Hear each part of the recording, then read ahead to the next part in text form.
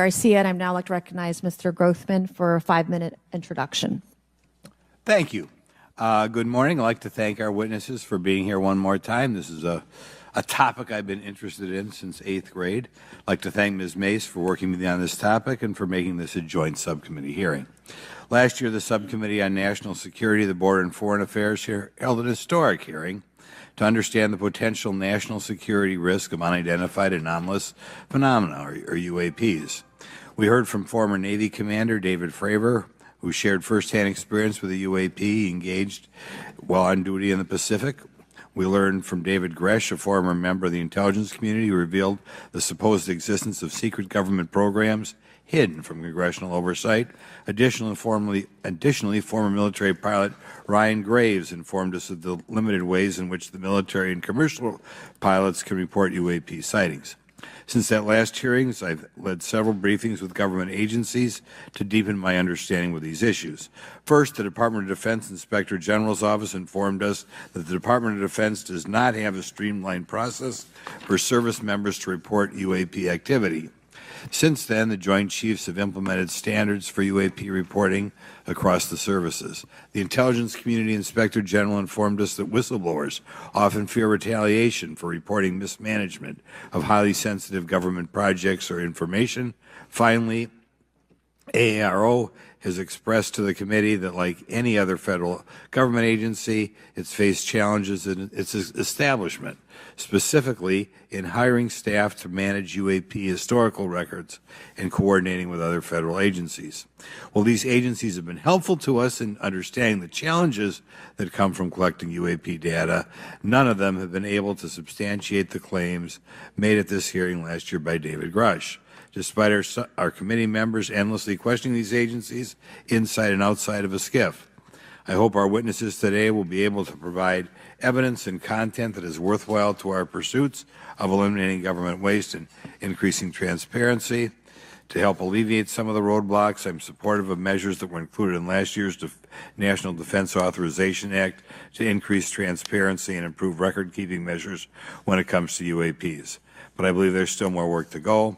I co-led the Safe Airspace for Americans Act with Ranking Member Garcia, which requires the Federal Aviation Administration to develop procedures to collect UAP data from civilian aviators.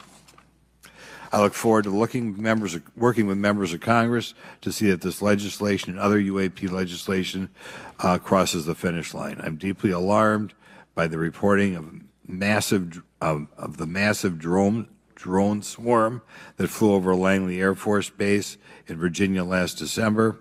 Langley is the home of the 1st Fighter Wing, which maintains half of the F-22s in the U.S. Air Force inventory. Reports of this incident indicate these drones were roughly 20 feet long, flying more than 100 miles an hour at an altitude of over 3,000 feet. Yet the origin of these drones and their operators remains a mystery.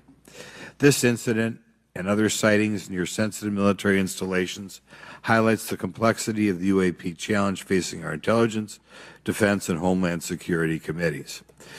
Whether these phenomena are the result of foreign adversaries developing advanced technologies or something else entirely, we must take them seriously, investigate them thoroughly, and assess their implications on national defense. The repeated UAP sightings around sensitive military sites underscores the need for innovative defensive strategies beyond traditional measures. They also highlight the urgent need for updated policies to address emerging threats as well as more effective interagency cooperation and intelligence sharing. However, none of this is going to be possible without transparency. For far too long, critical information about UAPs has been either classified or ignored, leaving the American public and key congressmen without clarity needed to make informed decisions.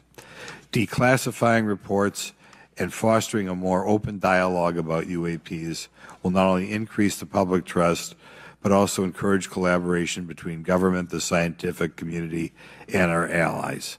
Quite frankly, there's been things that have been kept secret that is, I think, old enough that there is no reason it shouldn't be released, regardless of any so-called, private information. A transparent approach will allow us to share insights, identify patterns, and develop new strategic defenses.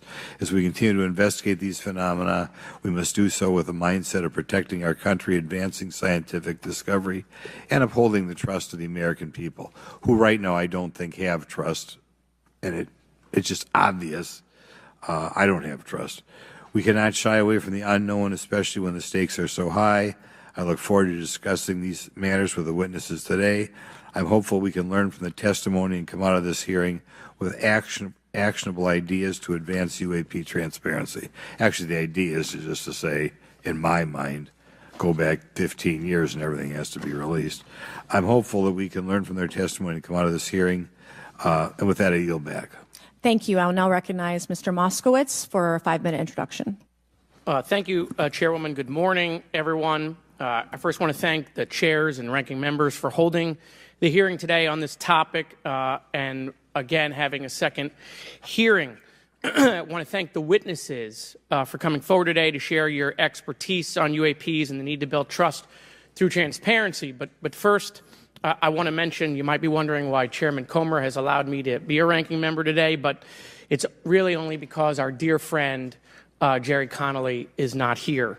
As Chairwoman Mace mentioned, he was diagnosed with esophageal cancer, and all of us on this committee know Jerry, and he's a fighter, and we're praying for him and hoping for his speedy recovery. So today's hearing marks this committee's second meeting dedicated to UAP transparency. I was pleased, as I know all of us are, on the bipartisanship that existed in last year's hearing, and even though we can't talk about what happens in the classified settings, the bipartisanship that has existed in those settings with the questions members have asked. Last year's hearing was a great example of open dialogue about UAPs, and we must remain committed to sharing information with the American people. And I think you see that commitment based on the people here and the commitment across the political spectrum. I personally have worked with multiple members of this committee, but I want to particularly thank Congressman Burchett, Mace, Luna, and Garcia for working on bipartisan pieces of legislation. In recent years, Congress has taken numerous bipartisan steps towards greater transparency. In 2022, in the NDAA, we created the All-Domain Anomaly Resolution Office to investigate unidentified flying objects. Following AARO, along with ODNI, released an unclassified report on UAP sightings. Of the 366 sightings included in the report, 171 remain uncharacterized, with some of these appearing to have demonstrated unusual flight characteristics or performance capabilities. That's a nice way of saying we don't want to tell you what they are. In March, AARO revealed a report on the historical record of U.S. government involvement with UAPs, which covered investigatory efforts going back from 1945 to the present day. Earlier this year, I joined Congressman Burchett to introduce the UAP Transparency Act, which would require the declassification of all documents related to UAPs with many other members of this committee. In fiscal year 2024, the NDAA required the National Archives and Records Administration to establish the Unidentified Anonymous Phenomena Records Collection. This collection will include digital copies of all unidentified UAP records that can be publicly disclosed. This commitment in transparency is vitally important, and unnecessary overclassification has led to a void of information, which has allowed theories over the decades to foster. When the American people and members of Congress ask, are reports of UAPs credible, we're met with stonewalling. We're met with responses of, I can't tell you. And in fact, we're met with people not wanting us to have hearings. We're met with people not wanting us to ask you questions. In fact, many of us were told not to ask some of you certain questions on certain topics. In a time of heightened distrust of our government institutions, I believe more transparency is not only needed but is possible. And obviously we can respect national security limits, but we also have to provide our constituents with the information and oversight that they have tasked us for. As part of this, government agencies must maintain open lines of communication with members of Congress. And there are regular questions that Americans have. What are UAPs? Are they real? Are they ours? How has this technology been developed? How do they get funded, right? And now we've seen this has gone from a long time ago where you could discredit people because it's some guy living in a Winnebago. You're able to see people now. These are pilots. These are military. These are folks with serious backgrounds. This has changed the face of this because now we have video. People will have questions. We know there are advanced technology programs. Almost 15 years ago, one of those came out of Area 51 to go after Osama bin Laden. And the only reason we know about that is because one of those helicopters was downed. Americans have questions about whistleblowers who have come forward to talk about retribution. And so I want to thank everyone for being involved today on trying to get more transparency. This has been bipartisan, bicameral, and as we get into a new administration, the president-elect has talked about opportunities to declassify information on UAPs, and I hope he lives up to that promise. And with that, I yield back. Okay, thank you, Mr. Moskowitz. And I would now, committee staff asked me to go ahead and I will do it, to enter into the congressional record this 12-page document that Michael Schellenberger brought today that describes the Immaculate Constellation government program.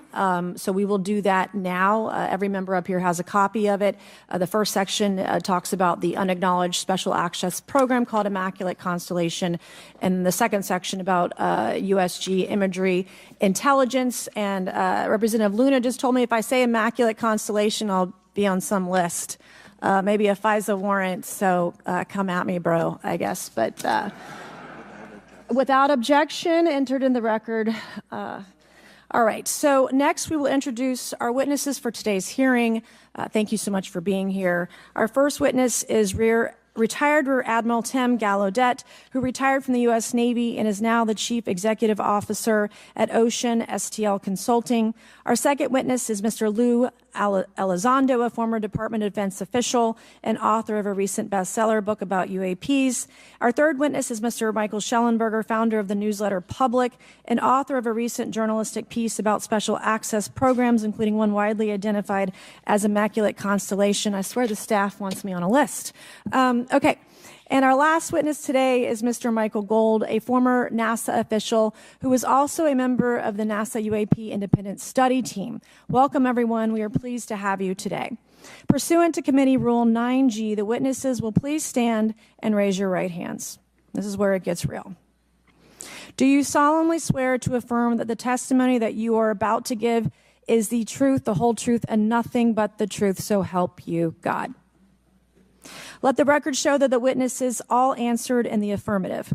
We appreciate all of you being here today and look forward to your testimony. Let me remind the witnesses that we have read your written statements and they will appear in full in the hearing record. You guys may be seated. Please limit your oral statements to 5 minutes. As a reminder, please press the button in front of you so the microphone is turned on so that everyone in the room, members included, can hear you. When you begin to speak, the light in front of you will turn green. After 4 minutes, the light will turn yellow. When the red light comes on, your 5 minutes has expired, and we would ask that you please wrap it up. So I will first recognize Rear Admiral Gallaudet to please begin your opening remarks. Thank you, Chairwoman Mace, Chairman Grothman, Ranking Members Connolly and Garcia, and members of the committee. Thank you for this opportunity to testify today regarding unidentified anomalous phenomena, or UAP. Confirmation that UAPs are real came to me in January of 2015 when I was serving as the commander of the Navy Meteorology and Oceanography Command.